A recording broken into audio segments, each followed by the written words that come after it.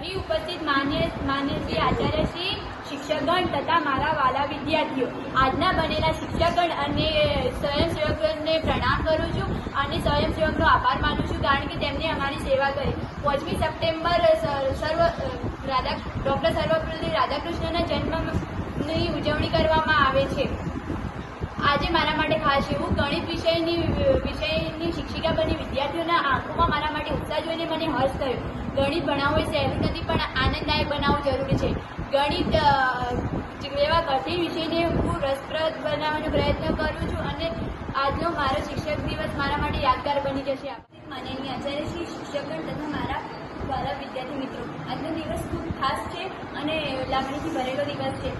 બાળકોનો ઉત્સાહ જોઈને મને આનંદ થયો અને મેં હિન્દી વિષય લીધો હતો અને મને ભણાવવાની મજા આવી અને બાળકોને પણ ભણવાની મજા આવી તેવી આશા કરું છું. આ વખતનું સન્માન હું જીવનભર યાદ રાખીશ.